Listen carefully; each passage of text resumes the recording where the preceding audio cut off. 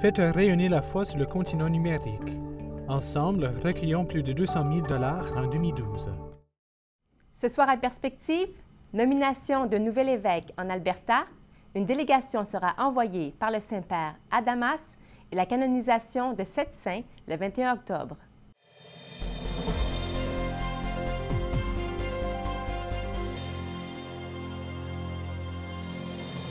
Bonsoir à tous, bienvenue à Perspective. Le pape Benoît XVI a nommé aujourd'hui Monseigneur Paul Thériault, évêque de Saint-Paul en Alberta. Au moment de sa nomination, il était président du Newman Theological College de l'archidiocèse d'Edmonton. Monseigneur Paul Thériault est né à Montréal et a été ordonné prêtre en 1970. Il a un baccalauréat en arts et est licencié en théologie et en philosophie. Monseigneur Thériault a été vicaire paroissial à la cathédrale de Montréal dans les années 70 et a été curé de 2 paroisses de l'archidiocèse d'Edmonton entre 1995 et 2012. Pendant plusieurs années, il a été directeur spirituel de plusieurs séminaristes. Il était aussi, depuis 2010, directeur diocésain des vocations de l'archidiocèse d'Edmonton. Félicitations à Monseigneur Paul Thériault. Mardi dernier, lors du synode des évêques sur la nouvelle évangélisation en cours au Vatican, le cardinal secrétaire d'État Tarcisio Bertone a pris la parole pour s'exprimer sur la situation actuelle en Syrie. « Nous ne pouvons demeurer de simples spectateurs face au drame syrien », a-t-il dit. Certaines interventions faites ici témoignent de notre préoccupation. Pensant aux terribles souffrances de la population, au sort des personnes déplacées et à l'avenir du pays, certains que la solution de cette crise ne peut qu'être politique. Certains pères ont suggéré que notre Assemblée exprime sa solidarité au peuple syrien. Suite à cela, le Saint-Père a décidé d'envoyer à Damas une délégation chargée d'exprimer en son nom et au nom de tous les pères synodaux la solidarité de l'Église envers le peuple syrien et envers nos frères et sœurs chrétiens. La délégation devrait se rendre à Damas la semaine prochaine. Dimanche prochain, 21 octobre, 7 saints seront canonisés à Rome. 3 bienheureux et 4 bienheureuses de différentes provenances, dont Hawaï, Italie, Philippines, Espagne, Allemagne et bien sûr le Canada, avec la bienheureuse Kateri Tekakwitha.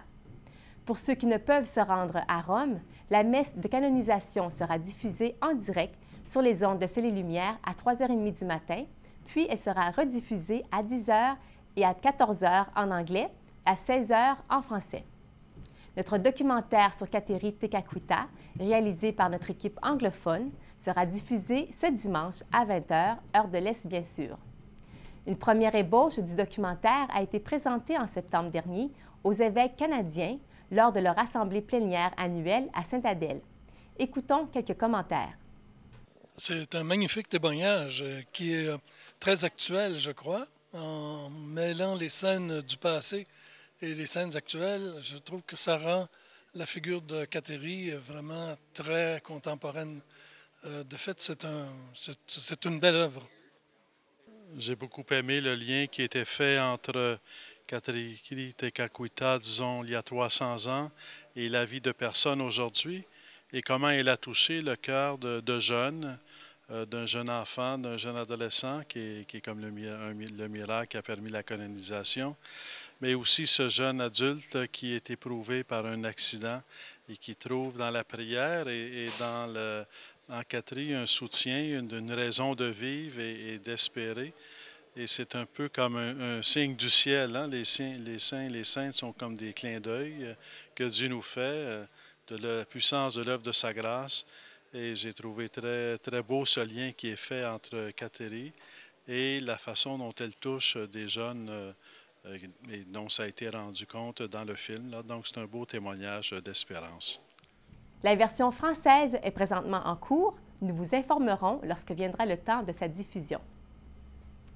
La messe d'action de grâce pour la Sainte Kateri Tekakwitha qui aura lieu à la basilique Saint-Jean de Latran à Rome sera diffusée sur nos ondes en direct lundi à 4h du matin et en rediffusion à 9h, midi et demi et à 20h avec des commentaires du Père Rosica. Une autre messe d'action de grâce pour la canonisation de Kateri aura lieu le dimanche 4 novembre à 14h30 à la basilique de l'Oratoire Saint-Joseph à Montréal. La messe sera présidée par le cardinal Jean-Claude Turcotte. Des laissez-passer sont obligatoires. Pour tout renseignement, informez-vous auprès de l'Oratoire Saint-Joseph.